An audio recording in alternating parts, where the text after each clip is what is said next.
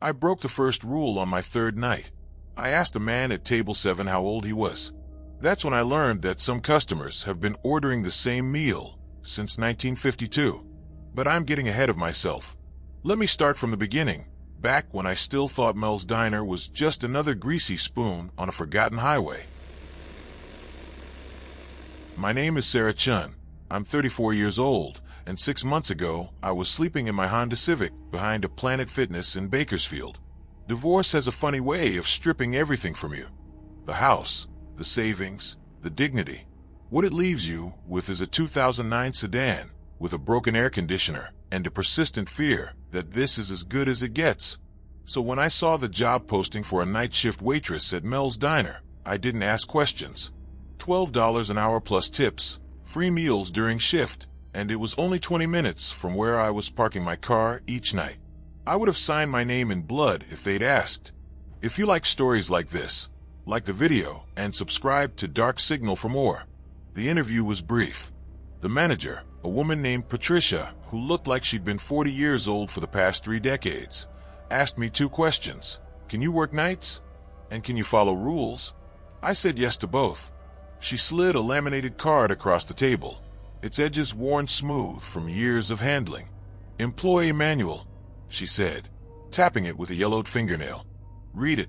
Memorize it. Most importantly, follow it. Every single rule. No exceptions. I glanced down at the card. There were 7 rules typed in an old-fashioned font. Never ask customers at table 7 personal questions if someone orders the usual, and you don't know what that is. Serve them black coffee and leave the jukebox in the corner doesn't work. Don't try to fix it if you hear your name called from the kitchen when no one is there. Ignore it. Lock the bathroom doors at exactly 3:33 a.m. Even if someone is inside, never look directly at the photograph on the wall behind the register. If a customer asks what year it is, tell them you don't know and walk away. These seem... I paused, trying to find the right word. Specific. They are, Patricia said. Her smile didn't reach her eyes. Follow them and you'll be fine. Break them and... She shrugged. Well, we haven't had to fire anyone in a very long time. People either follow the rules or they quit, usually by the 2nd week. I should have walked out right then, but my car payment was 3 months overdue, and the guy at the gym was starting to ask questions about why I was there every morning at 5 a.m. when they opened. So I took the job. Mel's Diner sits on Highway 58, about 40 miles east of Bakersfield. It's one of those places that looks like it was built in the 50s and hasn't been updated since. Red vinyl booths, black and white checkered floor, a long counter with chrome-trimmed stools. The neon sign outside flickers between open 24 hours and just open, like it can't quite commit to either statement. During my first shift, I counted 12 booths, 8 counter seats, and exactly 3 customers between 11 p.m. and 7 a.m. My training partner was a guy named Marcus. He was maybe 50, with the kind of weathered face that comes from too many cigarettes and not enough sleep. He'd been working at Mel's for a while, though he never specified how long. The work is easy, he told me as he showed me how to work the ancient coffee maker. Customers are regulars, mostly. They know what they want. You pour coffee. You take orders. You bring food. Simple. What about the rules? I asked, pulling out the laminated card. His expression shifted. You read those? Yeah, Patricia gave them to me. They're weird. They're not weird, Marcus said quietly. They're necessary. You follow them. You go home in the morning with your tips. You don't. He trailed off, staring at something over my shoulder. Just follow them, Sarah. Trust me. That first night was uneventful. I served coffee to a trucker at booth 3, made a burger for an old woman at booth 5, and cleaned tables that didn't need cleaning. The diner had a strange quality to it. Everything was too clean, too preserved. The vinyl on the booths had no cracks. The chrome on the stools had no scratches. Even the menu, which was clearly from the 1950s based on the prices listed, looked brand new. At 2:47 a.m., I noticed the man at table 7 for the first time. He was sitting in the corner booth, the one with the best view of the parking lot and the highway beyond. He wore a gray suit that looked expensive but outdated, like something from an old movie. His hair was slicked back with too much pomade, and he had the kind of thin mustache that men don't wear anymore. In front of him sat a plate with an untouched hamburger, fries, and a chocolate milkshake. "Who's that?" I asked Marcus as I refilled the coffee maker. "Table 7, he said without looking. "Leave him alone.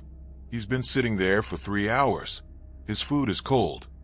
"It's always cold," Marcus muttered. Then louder, "Rule number 1, Sarah. Remember?" I remembered.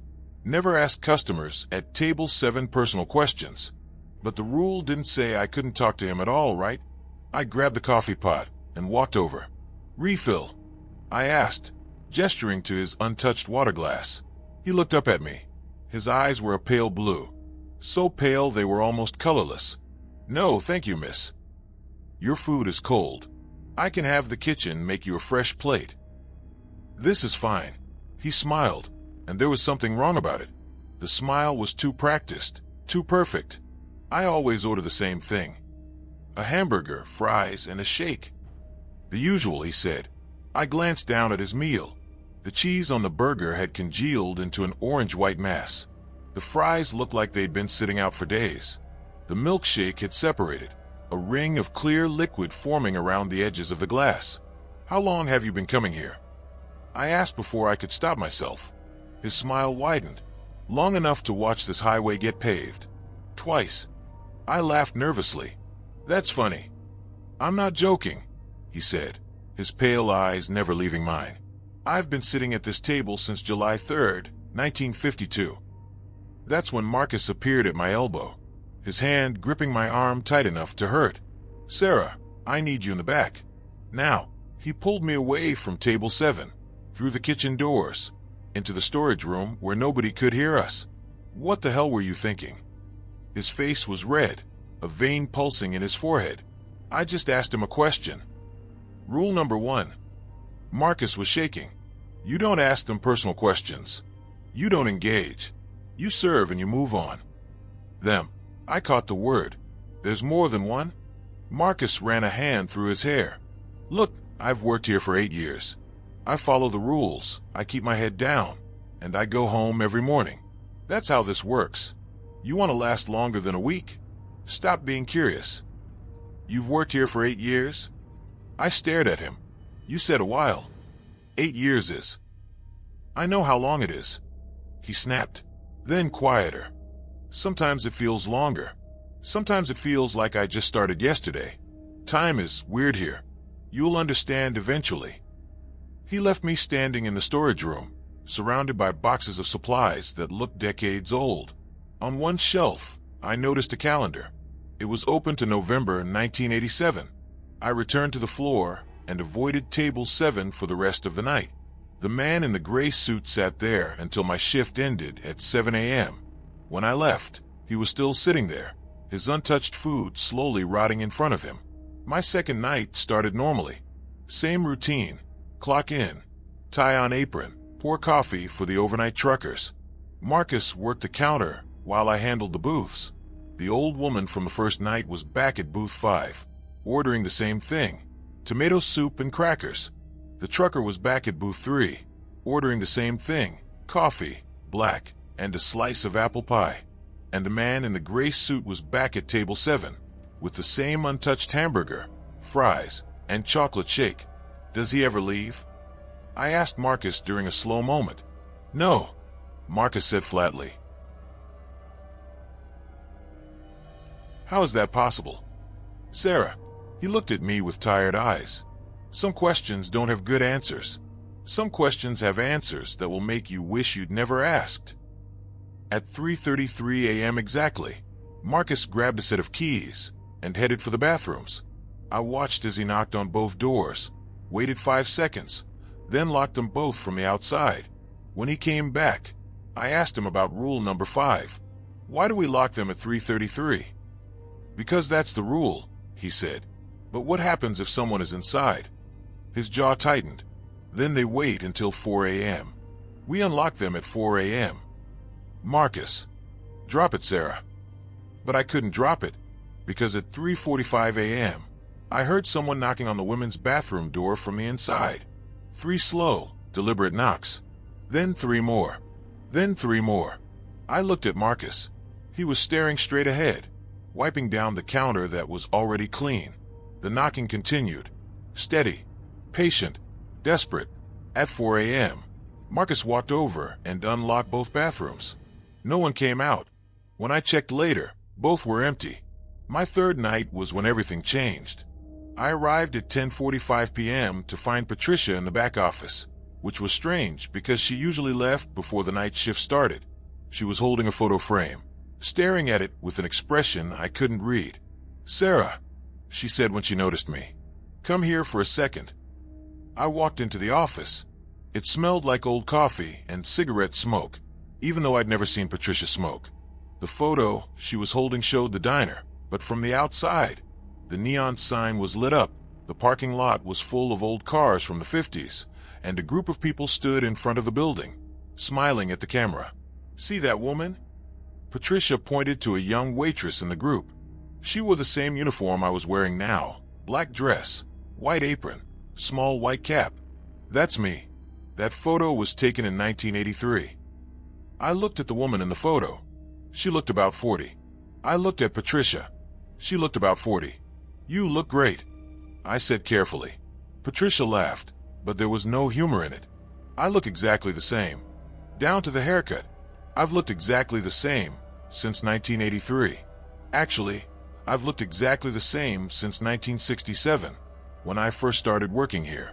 Isn't that funny?" "Patricia, you're going to start noticing things," she continued, setting the photo down. "Strange things. Impossible things. When you do, remember that you signed a contract. You accepted this job. That means something here. That means everything here. I don't understand." "You will." She walked past me toward the door. "Marcus called in sick tonight. You'll be working alone. Follow the rules, Sarah. All of them. Especially rule number 1. And then she was gone, leaving me alone in a diner that suddenly felt much too quiet. The night crawled by. Without Marcus, every sound seemed amplified. The hum of the refrigerators, the buzz of the fluorescent lights, the static from the radio that sat behind the counter, never tuned to any station. At midnight, the old woman came in and sat at booth 5. She ordered tomato soup and crackers. When I brought it to her, I noticed her hands. They were translucent, like old photographs left too long in the sun. I could see the pattern of the table through her fingers. At 1:15 a.m., the trucker came in and sat at booth 3. He ordered coffee and apple pie. When I poured his coffee, it passed straight through the cup and pooled on the table. He didn't seem to notice. And at table 7, the man in the gray suit sat with his untouched meal, watching me with those pale, pale eyes. I stood behind the counter, my heart hammering, trying to make sense of what I was seeing. The old woman was see-through. The trucker's coffee was defying physics. And the man at table 7 was, "You're wondering if you're going crazy," he said from across the diner. I jumped. His voice carried clearly, even though he hadn't raised it. "You're not crazy," he continued. "You're just starting to see things as they really are. It happens to everyone eventually, usually by the 3rd night." I wanted to run. Every instinct screamed at me to grab my purse and leave. But I thought about my car payment, about sleeping in parking lots, about having nowhere else to go. "What are you?" I whispered. He smiled that too-perfect smile. "A regular, just like the others." "The others aren't." I gestured vaguely at the old woman, whose arm had passed through the table as she reached for her water glass. "Solid," he chuckled. "No, they're not. Not anymore. They've been here too long. The diner takes a little piece of you every night you work here, every meal you serve. Eventually, there's not enough left to be completely present." "That's insane." "Is it?" He gestured around the diner. "Look at this place, Sarah. Really look at it. Everything here is from 1952. The booths, the counter, the jukebox, even the menu. This building hasn't changed in 73 years. Don't you think that's strange?" I did think it was strange. I thought it was strange from the beginning.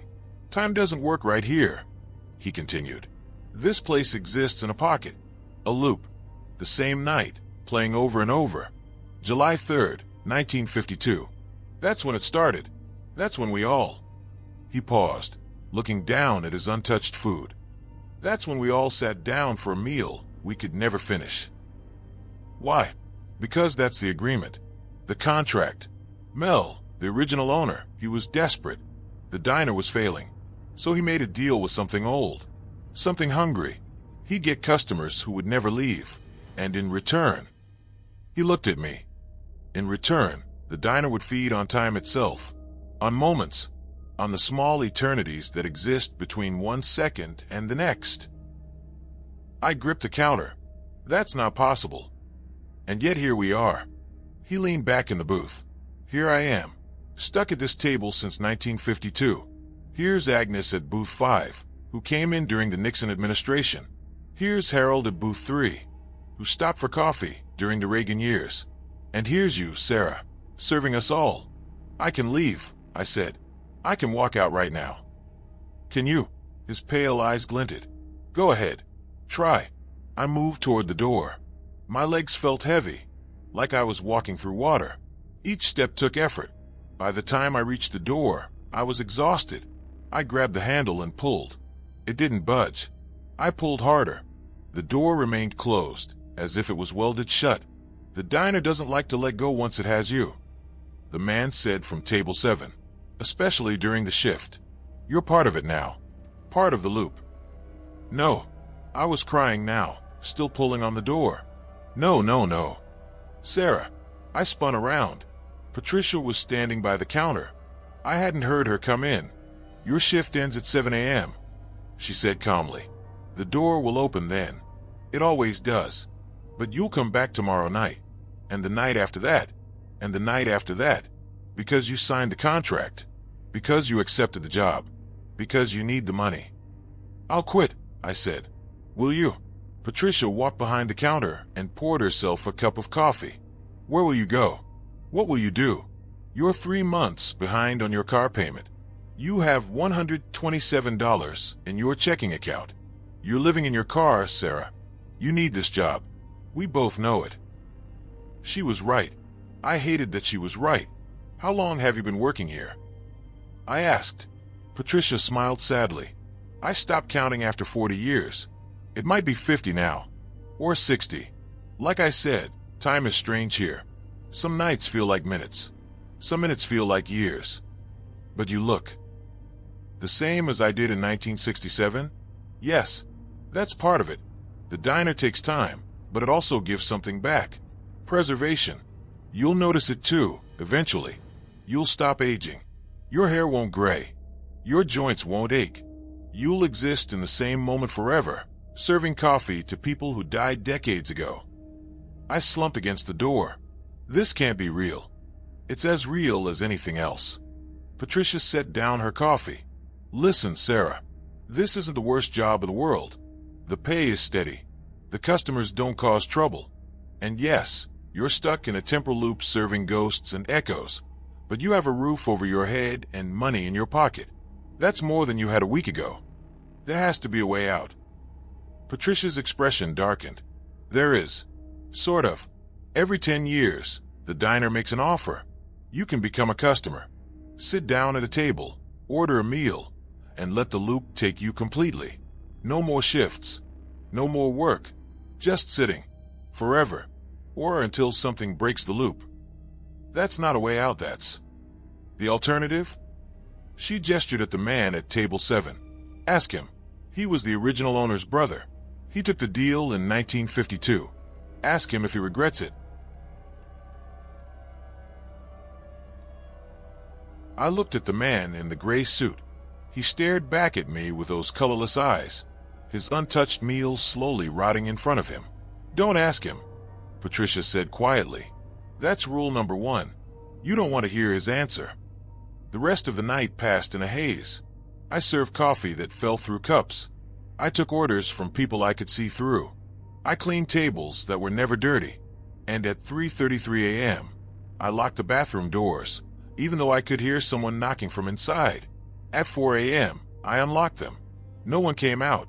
At 7 a.m. exactly, I heard the lock on the front door click. I grabbed my purse and ran. The morning sun was brutal after the fluorescent lights of the diner. My car started on the first try. I drove away without looking back. I told myself I wouldn't return. I'd find another job. Any job. I'd sleep in my car for another few months if I had to. Anything was better than going back to Mel's diner. But the next night, at 10:45 p.m., I found myself pulling into the parking lot. I didn't remember deciding to come. I didn't remember getting in my car. I just ended up there. Patricia was waiting by the door. "Welcome back." "I don't want to be here," I said. "I know, but you are, and you will be. Every night at 10:45. She held the door open. "It gets easier. Eventually, you stop fighting it." That was 6 months ago. I still work at Mel's Diner. I still serve coffee to ghosts and echoes. The old woman at booth 5 is getting more transparent. Soon, she'll probably fade away completely. Harold at booth 3 is starting to forget why he stopped for coffee. In another few years, he'll probably forget his own name. And the man at table 7 still sits there with his untouched meal, watching me with pale eyes, waiting for someone to break rule number 1. I follow the rules now. All of them. Even the one about the photograph behind the register. The one I'm not supposed to look at directly. But sometimes, when I'm wiping down the counter, I catch a glimpse of it in the reflection of the chrome. It's a group photo of the diner staff. Patricia is in it, looking exactly as she does now. Marcus is in it too, looking exactly as he does now. And there, on the far left, is a woman who looks exactly like me. She's wearing the same uniform, the same white apron, the same forced smile. The photo is dated July 3rd, 1983. I wasn't born until 1989. Last week, Patricia told me that the diner makes its offer every 10 years. She said my 10 years would be up soon. She said I should think about what I want, to keep serving, or to sit down and let the loop take me completely. I've been thinking about it. Sometimes, when it's slow and I'm standing behind the counter watching the man at table 7, I wonder what it would be like to just sit, to order a meal and never finish it, to exist in one perfect moment forever, preserved like everything else in this place. No more struggling, no more bills, no more sleeping in cars or watching my life slip away one bad decision at a time. Just sitting. It doesn't sound so bad, honestly. Yesterday, I walked over to table 7. The man in the gray suit looked up at me with those pale eyes. I opened my mouth to ask him the question I've been wondering for months. Do you regret it? Taking the deal? Becoming a customer? But I remembered rule number 1. Never ask customers at table 7 personal questions. So instead, I asked refill. He smiled that perfect, practiced smile. "No, thank you, miss. I'm still working on this one." His hamburger had turned completely black with mold. The cheese had liquefied. The milkshake had separated into layers of rotting cream. He's been working on that meal since 1952. I wonder how long I'll be working on mine. My name is Sarah Chun. I'm 34 years old, and I work the night shift at Mel's Diner on Highway 58. If you're ever driving through and you see the flickering neon sign, do yourself a favor. Keep driving. Don't stop for coffee. Don't stop for a burger. Don't stop at all. Because once you sit down and order, you might never leave. And if you do stop, and you see a woman who looks like she hasn't aged in decades serving coffee to customers who aren't quite there, do me a favor.